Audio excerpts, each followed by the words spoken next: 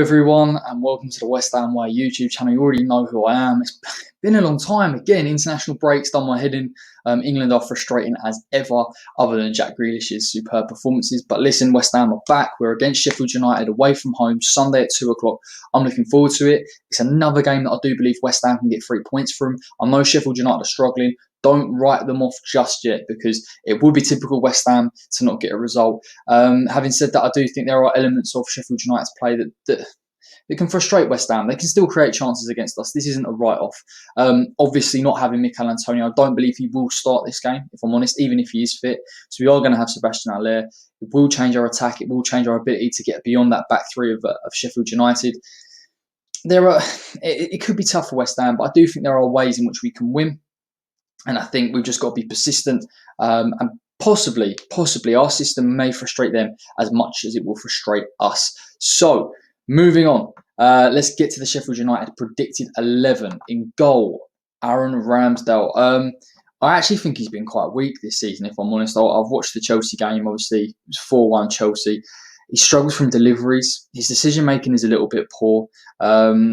He's had that element of his play in it, even since when I've seen him at Bournemouth. And to be honest, I think he's a weak point. I think he's someone particularly with West Ham with their aerial ability from set pieces that we haven't really seen too much in recent games, potentially as I would have liked to have seen. I think if Ogbonna comes back in the side, Sebastian Haller, Tommy Soucek as a late runner, we can cause them problems. And I will get onto the deliveries that Sheffield United tend to struggle from, and that I believe West Ham can exploit. And I just think he has an error in him, and I think West Ham should put pressure on him, particularly when we've got the opportunity to do so. Completely different job from Ariolo, who I thought was fantastic for Fulham. They've got Max Lowe is going to come in at left wing back. Now, normally he's Enda Stevens. I believe he's 50-50 for this game. They brought him in from Derby in a transfer window. I like him. He's got a few decent deliveries in his pocket. He gets forward, particularly when he can. Him and George Baldock are pivotal really to the way that Sheffield United can get deliveries into the box for a late midfield runner, or the front two. Defensively, I haven't seen too much of him to be exploited. What you'll see in this game in particular with the wing-backs is they will tuck in, they will create a back five, but obviously as Sheffield United tend to chase games, they try to create chances, they can be exploited down the wings. And what you'll see a lot from Chris Wilder's side is the team really rely on attacking as a whole and defending as a whole. It's very, very similar to West Ham. But in doing so, they can exploit gaps in behind. They can get left. The midfield three as well won't help. They're not as a natural pivot as Rice and Soucek can be. So again, there is more spaces that can be exploited. Listen, I will explain how I believe West Ham can beat Sheffield United, but there is a weak area there. Equally, I think in terms of an attacking sense, a lot of the play will come through their wing-backs. And here we go. Here's the thing that I really want to get into. Chris Basham, obviously, he's their starting fit centre-back. And as we know with Sheffield United, they like to play this overlapping centre-back tactic. And I believe it's all to do with overloads. I believe the way that Sheffield United want to play is by creating overloads in the box, making it difficult for teams to defend against. When they played Chelsea last season, Chelsea particularly with a weak back four, no natural pivot, they were able to exploit spaces, find it and score goals. This season's been a little bit more difficult for them, and I do believe it's because teams are aware of this tactic. Chris Basham will look to get forward, particularly in certain areas, create another avenue in which to get deliveries into the box, to put pressure on the opposition team. Again, you're looking at West Ham, and particularly with that back five that we sometimes refer to, we play that 5-4-1 in the defensive transition anyway. So I believe we can nullify this. And it's not working this season as much because I just think teams that are resolute, that defend, that put a low block on, it's difficult for Sheffield United to find space in behind. And even when Basham's moving forward and he's got low on the overlap, it is really tough for Sheffield United to find space. And when they do find the space, to be fair, that the quality of the delivery isn't there as I've seen it from last season. So again, I feel that is going to put pressure on the West Ham defence. Of course it is. I think from an offensive point of view, I don't think it's going to trouble West Ham too much, if I'm honest. It will rely on the likes of Thomas Soucek and Declan Rice to be a pivot in this game, to be aware and to be disciplined. And I think you can nullify the overlapping centre-backs. I'm probably oversimplifying it because I do believe Sheffield United will create chances and pressure through this tactic. But I think if West Ham are resolute, and in particular those two centre midfielders sit a little bit deeper, it's going to be tough for Sheffield United. It really, really is. They're struggling from a few injuries so far this season as well. Obviously, Jack O'Connell's out.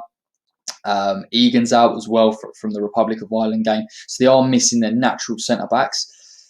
I mean, I haven't seen too much of these two, but I imagine that these are the only real options to come in. Ampadu, I think he's been impressive for Leipzig from what I've seen of him. He's good on the ball, technically a little bit better than the previous centre-backs. I'm not really too sure where he fits into this back three, whether he plays on the right side or whether potentially he plays as the central centre-back. Again, the thing is with this back three that it sometimes becomes, and with the overlapping centre-backs, they can get exploited. They really, really can.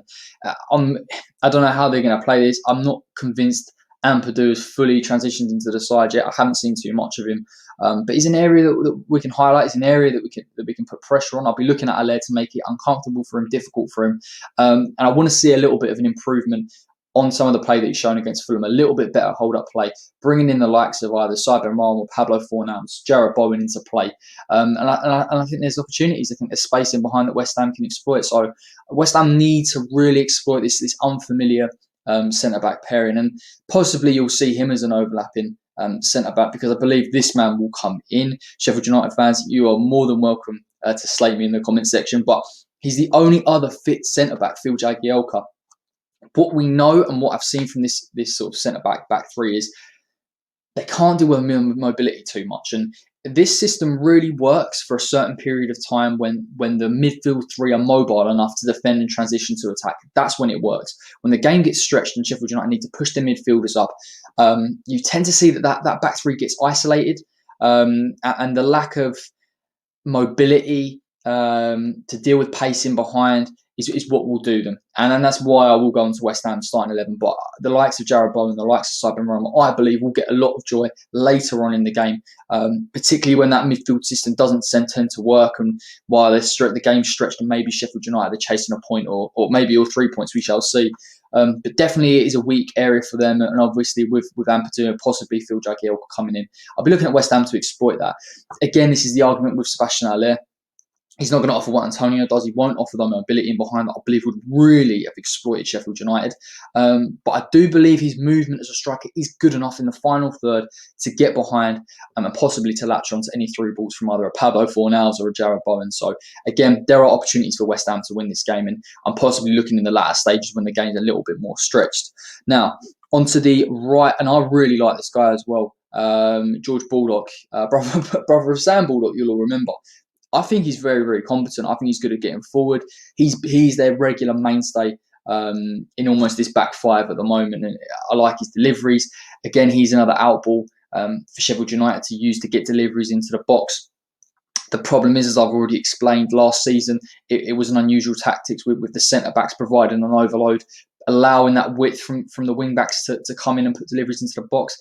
Again, he could get exploited. There's potentially space in behind. West Ham will have to be resolute. You're looking at Arthur Masuaku to possibly nullify him. I do believe as well, particularly with West Ham, with Soufa and Masuaku, if we can push them up, particularly on these wing-backs, we can obviously exploit that. We can stop the width in their play. If the centre-backs continue to push on, it's going to give West Ham a massive opportunity to counter. So, I mean, they are important from an offensive point of view. They're massively important from a defensive point of view as well. But the emphasis on the Chris Wilder side is to transition really effectively from defence to attack. And from what I've seen so far this season, they are struggling to maintain that over a 90-minute period, which will give West Ham natural opportunities. Now, onto the midfield three. I've got to concede a little bit here. I actually thought that Ollie Norwood would be a pivot. He isn't, from what I can tell. He won't get as far advanced as Lundstrom will and Osborne in this game, but I do believe he'll push on a little bit. What I saw in that Chelsea game and what I've seen from other games is the likes of Norwood, particularly his distribution, looking to find the width, looking to push on. He's a good passer of the ball, of course he is. But he's not a natural defensive midfield player, and that is really what Sheffield United lack, and it is something that West Ham can exploit. I've always spoken about West Ham's ability on the counter and the likes of either Sander Berge or Fornals to come a little bit central like they naturally would. I do believe they'll find space. That's not to say that, by the way, this midfield three won't try and sit deep. They can do that. But in the latter stages of the game, or particularly when Sheffield United are looking to push up, that midfield three push up as a whole, as a collective. And it does mean that if West Ham in particular can nullify, get an outball to a Sebastian Haller and have the likes of Sander Berge and Jarrod Bowen free, very much next to him to try and link up, there will be space. There will be space, 100%. And from the games that I've seen of Sheffield United as well, even when this midfield three is in place, if we can get to the byline, if you can use the likes of Soufal, and I don't believe it will be that type of game. I think it'll be hard for West Ham to push their wing backs up, but certainly I believe a late runner will find space just in behind that midfield three and just in front of that back three as well. So it'll be interesting to see. It isn't a natural pivot from Norwood. I want to talk about the centre midfielders, and it really is crucial to the way that Chris Wilder plays as well. You've got Osborne, I believe, will line up on the sort of the right-hand side of that centre midfield, and obviously this man, Lundstram. Now, the thing with these two is they like to make late runs into the box. I believe there's a stat saying Lundstram had the most final third pressures last season for Sheffield United. I'm completely not surprised. They're missing Sander Berge, they're missing John Fleck, who tend to get forward as well and make late runs into the box. And I mean, that is Chris Wilder's style of play, getting men into the box, overloading, putting pressure on opposition teams, and making it really difficult to defend against. Now, the difference in this game, of course, is that West Ham can have two pivots in Souček and Rice. We can sit deep. We can soak up pressure. We have got a back three. Again, it may be difficult in terms of the late run. I think West Ham, particularly down that right-hand side with someone with Ogbonna, if he's a little bit too aggressive in the tackle, if he comes out to try and meet it, he can get exploited. That has happened previously. But I haven't really seen enough from Sheffield United in terms of playing through the lines and trying to have late runners into the box through that midfield that would suggest to me that West Ham can't cope with it. It will be a cutback. They will try and get to the byline, and they will look to use the likes of Osborne and Lundstram, late runners into the box. In particular as well, not only are these late runners into the box, they can try and sit a little bit deep. There's so much emphasis on them in the defensive work rate. They will try and carry the ball as well, more so than Norwood will, both Osborne and Lundstram. And I don't think West Ham are going to win this midfield battle, but I don't believe we're outnumbered. I know they've got three midfield and West Ham have only got two, but I actually think with Norwood sitting deep, it's really 2 and 2. And Lundstram and Osborne are going to play through the lines. They are going to rely on that width. If West Ham can nullify that width from Sheffield United and deal with the overlapping centre-backs that do create overloads, it is very, very difficult for Sheffield United to try and break West Ham down. It will be very easy and very predictable. I don't think this is going to be an exciting game, trust me on that. But I think West Ham stand a good chance if we're disciplined, and that's the thing. And I think we've seen that kind of move from Moyes, where sometimes he's looked to press the team and press the opposition. Sometimes he'll sit a little bit deeper. Don't get fooled into thinking that just because this is Sheffield United, we should sit. We should try and press them and get in behind. It isn't that type of game. They do create chances. And if West Ham open up a little bit, they will find those chances. They did against Chelsea. They will against West Ham. Onto this part of their team, the strikers. I've got to say, as a neutral, I haven't been really impressed with these two at all. I know some Sheffield United fans may sort of covet them as familiar faces and like them. I don't mind McGoldrick. He scored a very good goal against Chelsea. And obviously, he's going to be partnered with McBurney as well. Really, the only two fit players. They're missing a lot of players in this side. They will start for me. Again, it's part of the system with Chris Wilder, isn't it? It's having two strikers in there, two outlets from which, if the delivery can find them, they've got an opportunity to score. They're not clinical. I don't really back their finishing. I haven't seen enough from them, or even in the style of play that's just they're going to try and get in behind West Ham, which is typically how West Ham can get broken down. The thing is, if they're trying to get to the byline and you've got the two strikers and they're trying to sit in the box, it's easy for West Ham to defend against, even with midfield pressure on overlapping centre-backs.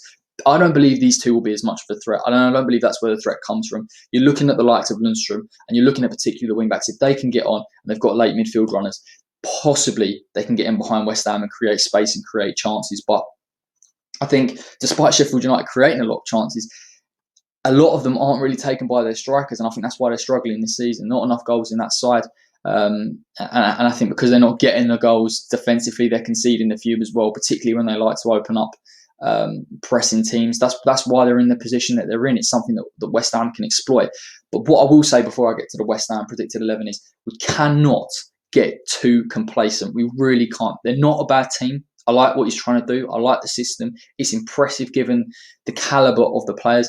They're missing someone like a Sander Berge, but I do believe the likes of Lundstram, Osborne will do well enough to carry that ball and possibly trouble West Ham's back three. It's not really a case that they'll look to exploit us too often, but West Ham have to be disciplined. We really have to be disciplined in this game. I would expect that. And I don't expect West Ham to try and press and get a 2 or 3 goals in this game. I think it'll be tight. Getting onto the West Ham team, of course, I know you're saying, get on with it, Corey, we've had enough, mate. Right, West Ham, obviously, I believe it will be a very, very similar lineup to what we saw against Fulham, but let's go through the players. Lucas Fabianski in goal. He's been really impressive this season, actually, and he's a sort of standout point for me. He's kind of gone under the radar, and I've been a little bit concerned with some of his form towards the end of last season, where a few mistakes began to creep into his game a little bit after that injury against Bournemouth. But I think he's pulled off some really important saves for us, even against Fulham. We didn't really expect to be under the cosh too much against Fulham. They did still create chances against West Ham, which was impressive for them. I know people will look at the penalty save. It was a terrible penalty, but again, that's something additional to add into his locker. I'm really impressed with Fabianski this season, and I don't believe he'll be troubled too much in this game. I don't think too much will be asked of him, but I mean, he's got to switch on and he's got to be very alert to what can happen with Sheffield United, because numbers in the box, late midfield runners can create chances.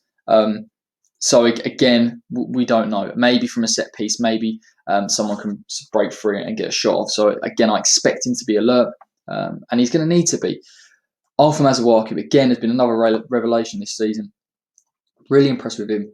I don't believe this is the game for him to bomb on. I believe this game is for him to be defensively astute. And I think he's shown that somewhat in terms of his work rate. I like it when he gets forward. I like it when he gets the delivery. I believe there's enough pace in behind, and there'll be enough space for West Ham to use the front three and to really utilise the rest of the team in order to sit back and absorb some pressure. He's going to have to do that against even Baldock, who will push on, who will try and create overlaps. He is going to have to support Aaron Cresswell in this situation, particularly when you've got another centre-back that's joining in with the play.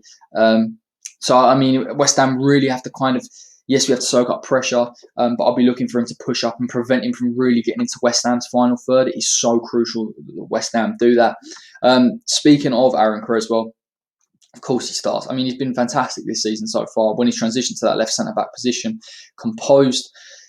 Listen, I think he's going to have to be switched on. He's going to have to be disciplined. Now, the issue with him pushing, and he likes to play that sort of underlapping run and getting crosses into the box, and it has been effective, and he's shown that with the amount of chances he's created and the assists that he's managed to notch up this season. But I just think because of the Sheffield United system, because of the amount of pressure they will put on West Ham's back five at times, it's going to be difficult for him to get out.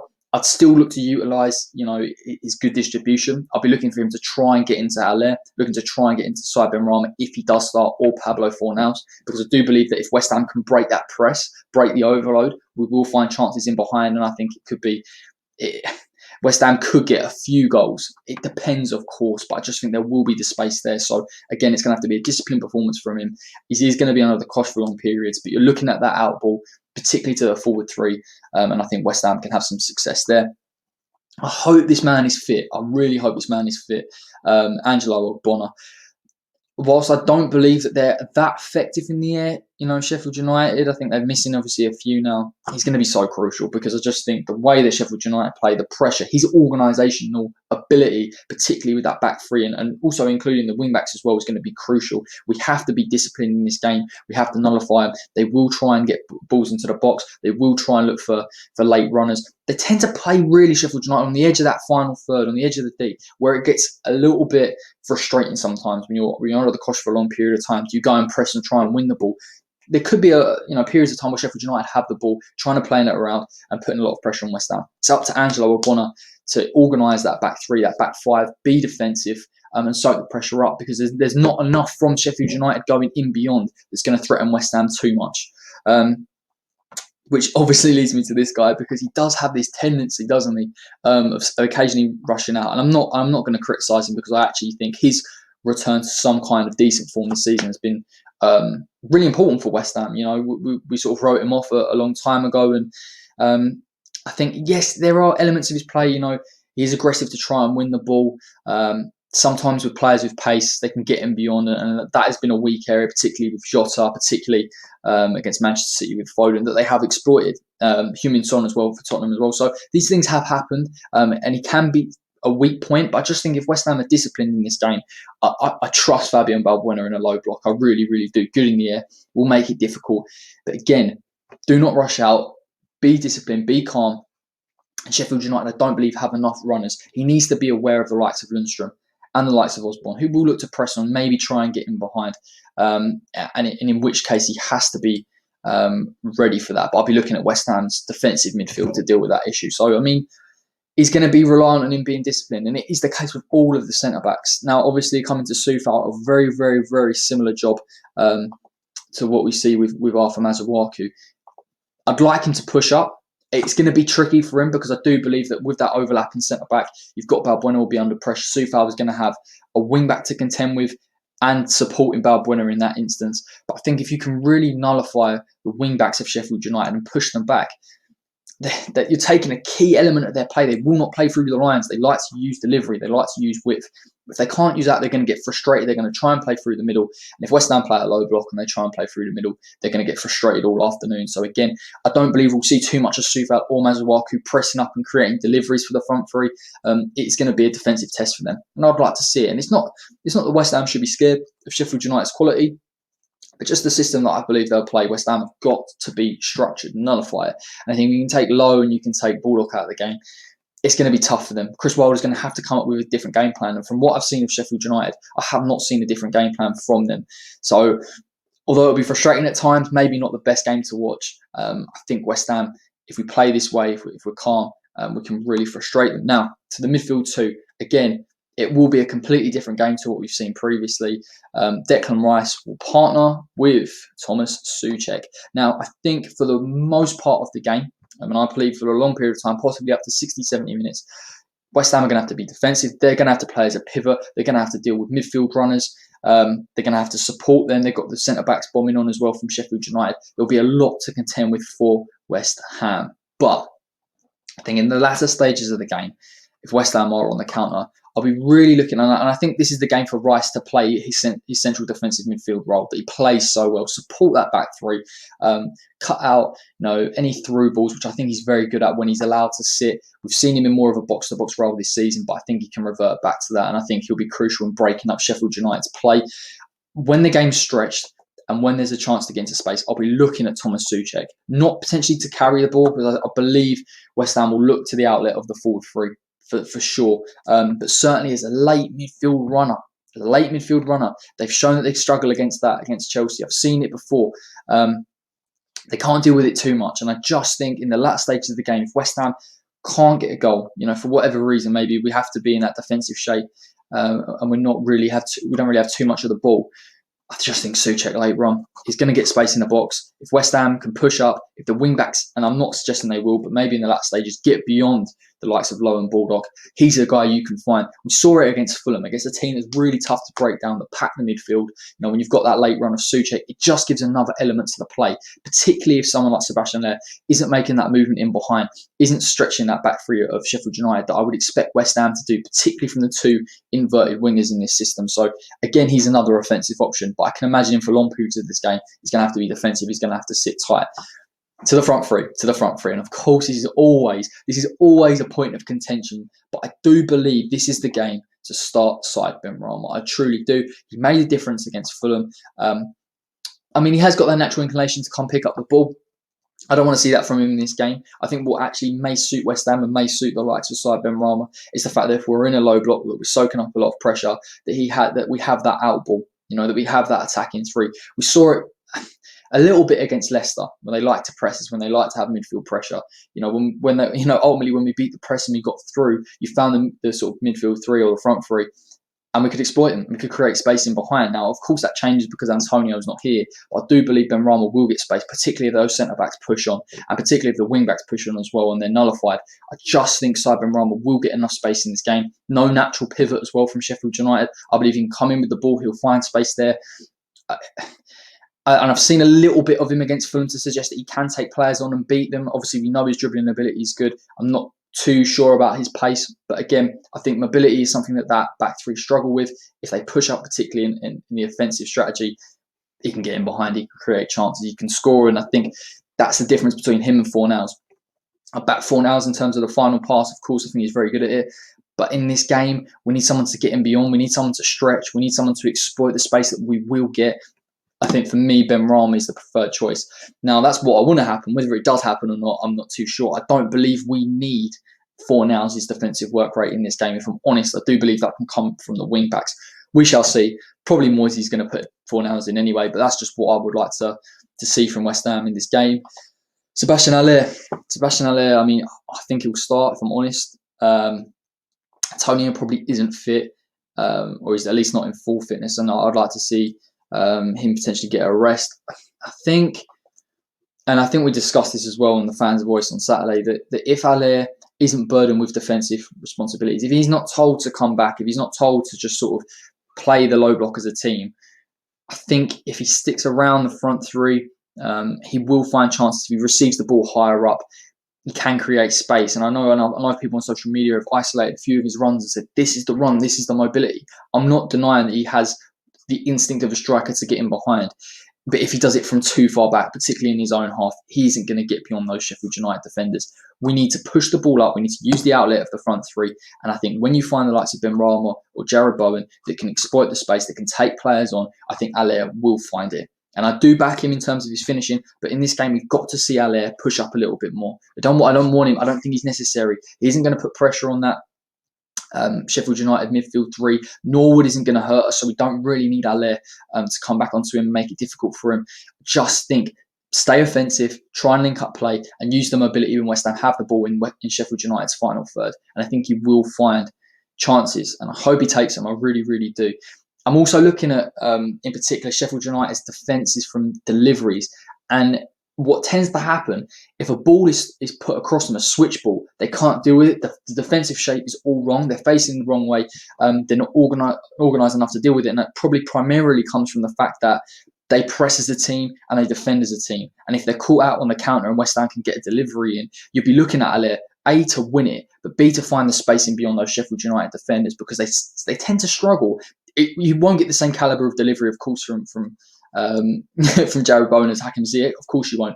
But I think he's got good enough delivery in his locker, as has Bramall, to whip a ball beyond and exploit the fact that they're out of position. And I think Haller, particularly in the air, he wins a lot of ball. If he's in that final third, let's hope he could convert it. Now, finally, of course, and I've seen a kind of a little bit of stick towards Jarrod Bowen recently. Again, I suppose he's not contributing in terms of goals and assists. You always back his work rate. I want to see this game because I believe he's not going to be burdened as much with defensive work rate. I think, and I would like to see Moyes say to him, listen, stay as the front three, wait for your chance, maybe sit in a little bit on that right-hand side if you want to try and nullify a Bulldog, but certainly look to get him beyond West Ham. Distribute and trying to transition from that defence to attack.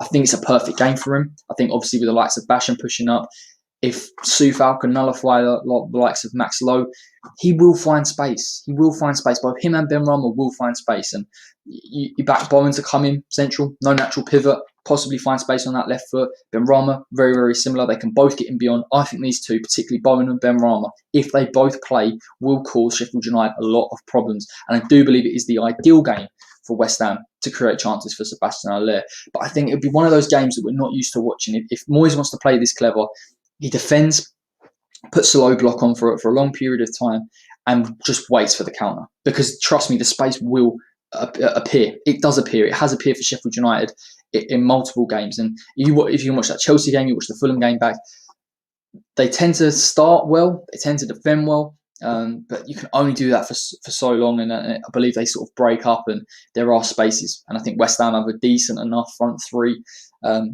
to exploit that and to get the win. Now, in terms of a score prediction, I believe it will be 1-0 West Ham. I don't believe it's a high-scoring game. I really don't. I think we could be under the cosh. I'm not saying in terms of threatening. There's different types, isn't there, in terms of being under the cosh and thinking the other team's going to score, and under the cosh and thinking we've just got to be disciplined and wait and be patient. I think West Ham in this game will have to be patient. I think we will be. We've shown it before against bigger teams, particularly teams that like the overloads and use the width. It'll be a very, very similar proposition in terms of a system, probably more so with the centre-backs pushing on. But because of that, I just think they'll relinquish enough space for West Ham to hit on the counter. I'll be looking for a very, very similar performance to what I saw against Leicester. The press, finding space in behind, fingers crossed we can get that win. And I think this is such an important game. Again, very, very similar to the Fulham game, where if West Ham can get 3 points, you've got 6 points from 2 winnable games. You're going into a Villa game that's probably a lot more competitive than I would have thought before the Arsenal victory. So again, let's get the points on the board. Let's push up the table. And fingers crossed. But I think it could be a tough game. I think it'll be a game that West Ham fans, we've just got to be patient. We've just got to wait our turn. But I do believe we've got enough quality, and Sheffield United have got enough weaknesses, particularly at the back, for West Ham to exploit. So that was it. That was my predicted 11 and score prediction. Now, let me know in the comments what you think about it, whether you think I'm right, whether you think I'm wrong. If you're a Sheffield United fan, let me know if I'm right or wrong. I'm sure you will. I will be back for Game Changers. That will be out on Friday or Saturday, possibly before Fans Voice, where we're all going to meet as fans. We're all going to discuss the game. Listen, I'm looking forward to it. I'm really looking forward to it. It's nice to be confident going into a game for once. So listen, everyone, take care, and I will see you very shortly.